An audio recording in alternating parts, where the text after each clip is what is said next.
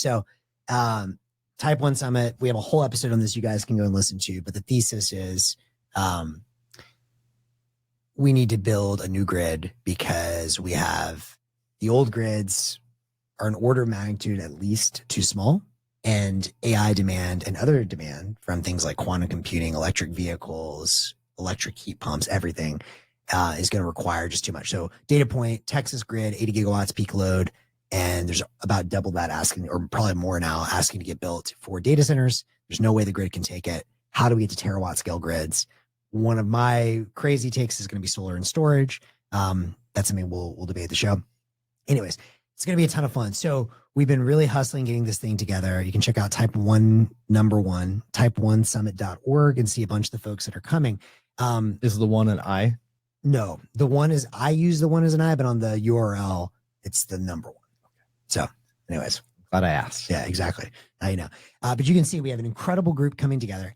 And I mean, on the one hand, it's a bit of a challenge because like it looks like we're gonna like radically oversubscribe to this thing. If you're still interested in coming, you should still apply. But you know, full disclosure, it's gonna be tough to fit everyone in here. You have to, your original vision was like intimate, like 20 people or something. It was, and now where are we at now, Max? I don't know. Like, you'll have to ask Alex. He's running the Alex, or not Alex. Max's like enthusiasm and energy about the energy summit. Well, it knows is no bounds. It's starting to spin out of control, and so I mean, and we're a month away, and it's just like shit. Like we really can't fit everyone. So we're looking at potentially bigger venues. Maybe we'll get it, maybe we won't. So you know, hold tight if you haven't heard back from us.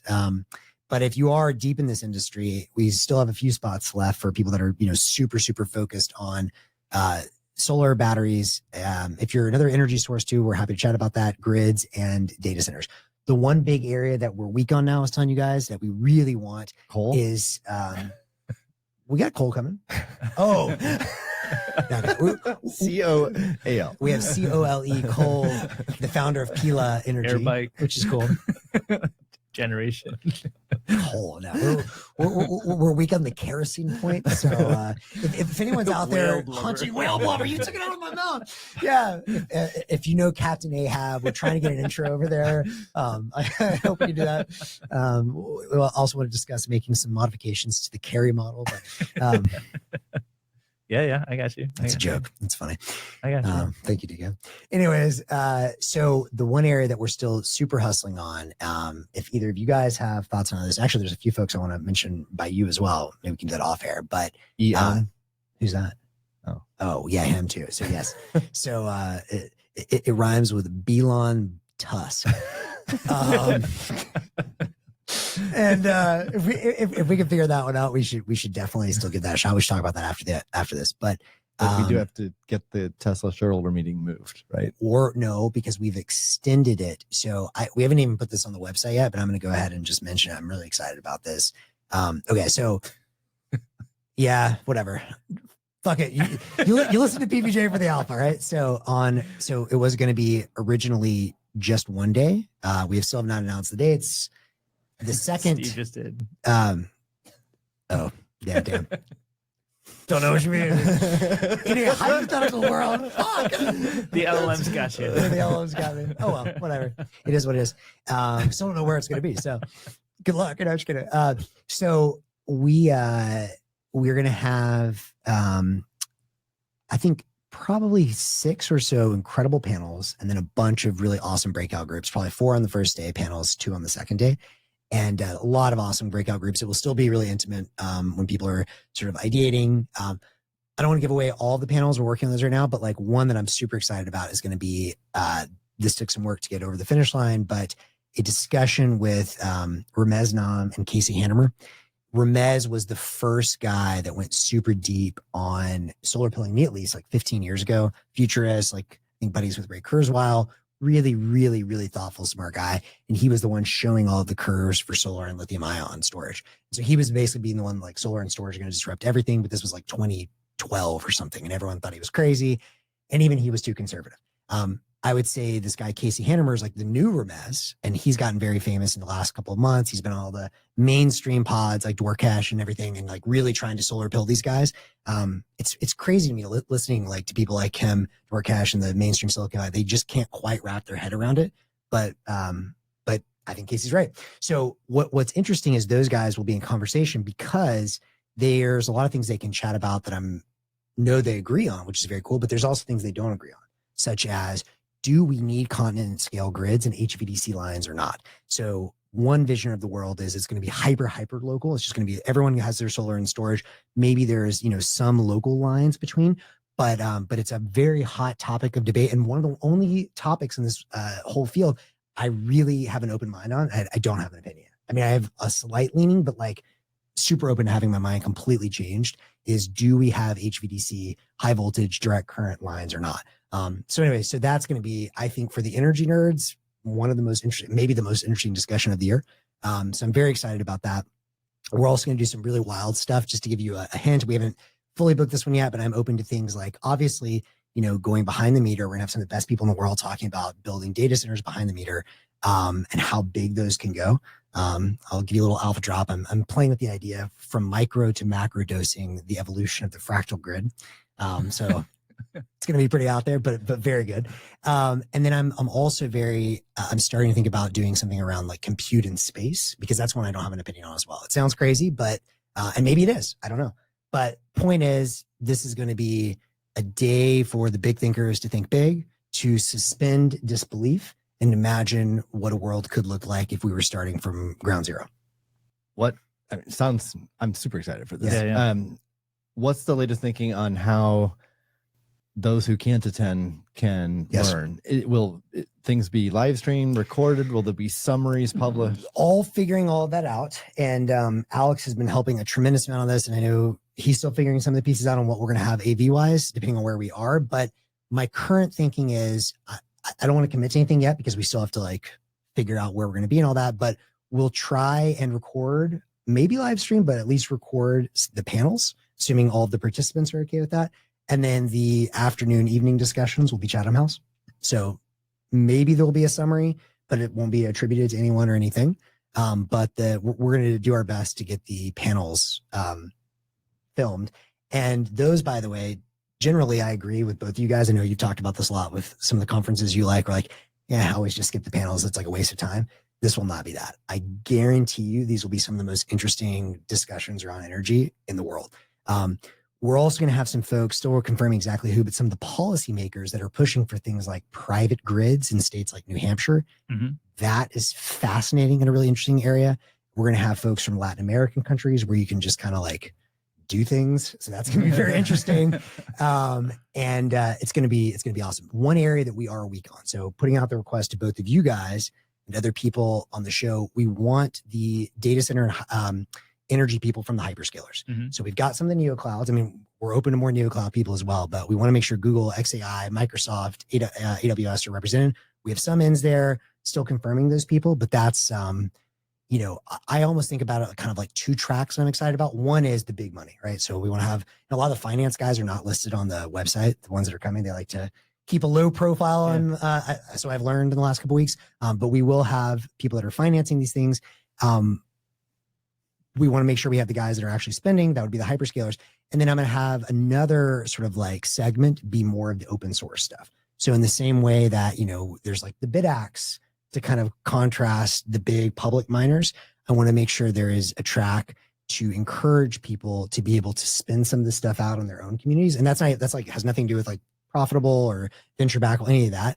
I just think it's really cool. The more people can take control of their own lives, build their own microgrids, have their own solar, their own mining, their own storage, their own personal servers, which we'll talk about. Like, I want to make sure both of those are represented. So, and I know one of the things that you were sort of theorizing or hypothesizing is that it may be that there's going to be an explosion of new companies, or there's one new company that needs to get built that nobody's working on yet. Or do you have a sense yet? Have you kind of, from putting this together, talking to more people, have you gotten a sense that like sort of what might kind of emerge, or what kind of things might emerge as a result of all the people getting connected and new ideas getting shared? I mean, we'll see. I'm super open-minded. I mean, personally, right? Like my day job, occasionally, every once in a while, I don't just shit talk on PBJ. Every once in a while, I actually do some investing work. So, I mean, okay, I do have something I want to talk about on this.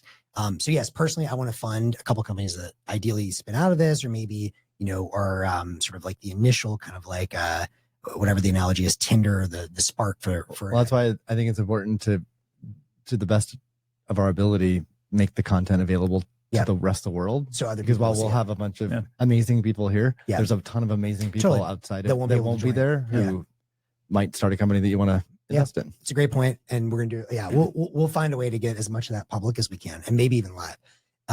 But that's one sort of selfish goal I have, is like, I would love to fund, be the absolute first money into some of these companies, or even help incubate and like actually roll up my own sleeves. This is like the first field where I've gotten excited to like actually like really like do operational things, which I prefer more of the platonic ideal of thinking and whatnot. But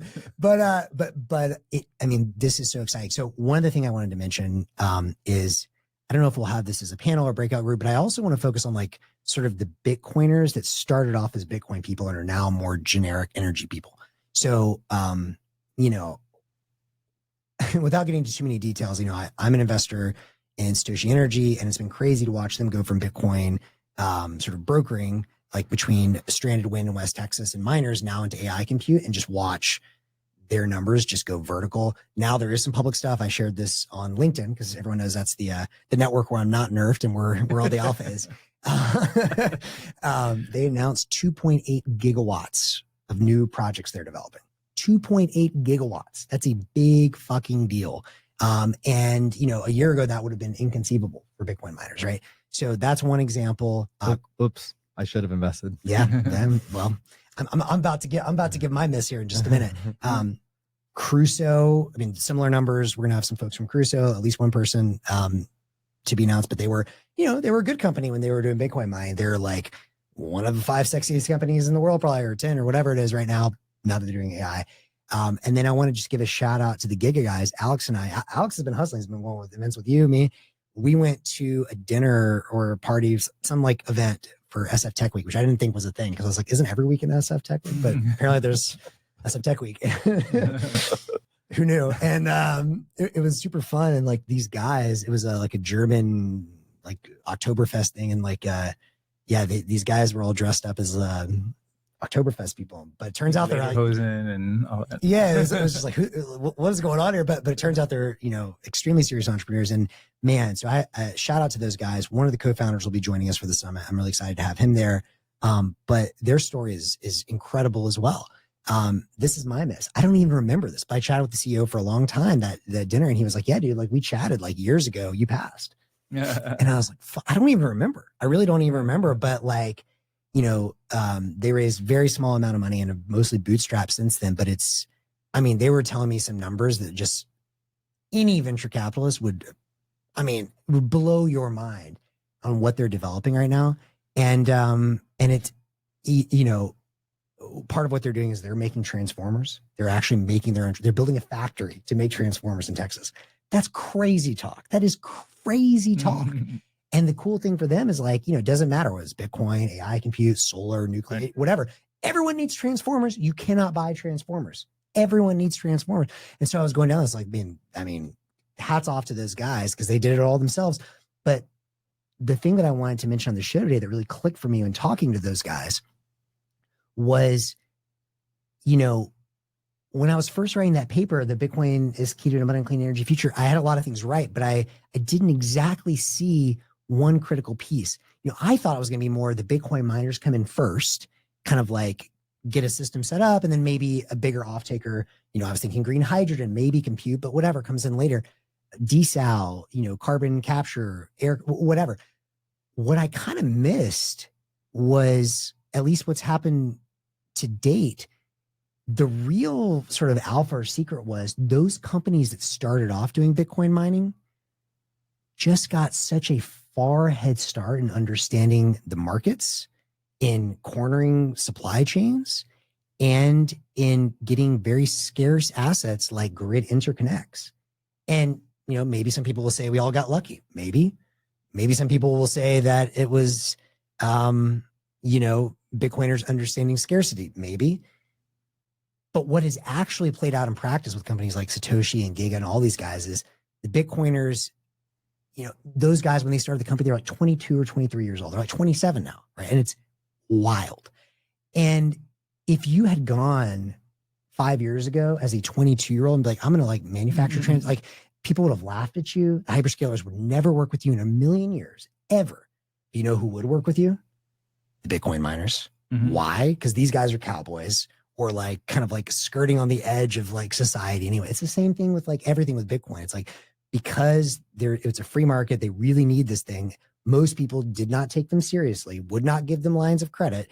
Banks won't even give them like a document they need to be able to sign for offtake. So they had to work with like the pirates and the renegades Everything and the weirdos comes from the edge. Everything good comes from the edge. And so it's just like you have like kids, like literal 22-year-old kids who would never have been taken seriously are able to get this huge head start because the renegades literally can't get any financing or like the traditional mainstream would not work with them. So the kids, you have an opportunity. The kids get so far ahead and it's like, maybe they're not as good at first, but eventually they learn and they try stuff and they get better and better and they develop the relationships and the suppliers realize they're real. 6 years in, the serious guys want to come to the party. Good luck. You're 6 years behind. Yeah. And so to me, that's been the big story with Bitcoin energy so far is because you could start with the renegades and the weirdos, people on the fringes had an opportunity to get a huge head start and like, it's going to be hard to catch.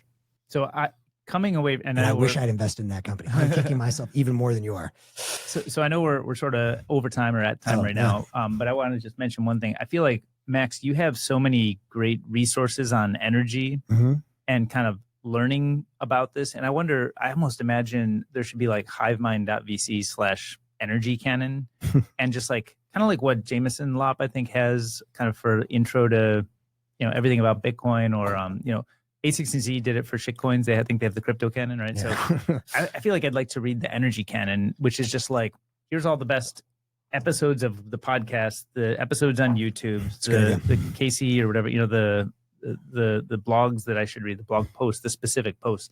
So I can kind of get an overview of all of the modern relevant ideas and you kind of just like curate that set, put it out there. And then I think it also can show people your interest, but also help promote the event and get the right people involved, sort of just it's a great another idea. bad signal. I love it. And I should totally put that list together and like, and like open source or whatever, like people can contribute their own, but it's maybe it's a GitHub page or something. Yeah, GitHub. It's a great DK's idea. great at the AI slop. He'll just slop stuff together for you.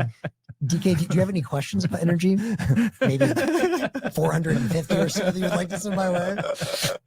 I will generate 450 questions. About 420, energy. sorry, please. 69, actually. That's my I'll max. carry it down to 69 that I actually am interested in. Thank God. It's a good idea. And just in general, like, I think maybe one of my biggest things I want to leave folks with, because I saw Deanna put this love people on the fringes, is like, there are days when it's frustrating because you're just like, man, like mainstream tech has just like got all the money and this and that. And it's like, first of all, yeah, but like, I always think it's the Steve Jobs quote. It's like, why join the Navy when you could be a pirate? And like, at the end of the day, being on the fringes, working on like the weird stuff we do with principles, with values, caring about freedom, it's just so much more fun. 100%. And then eventually it does work. Like it takes time, but like eventually that's where the transformative ideas come from. So yep.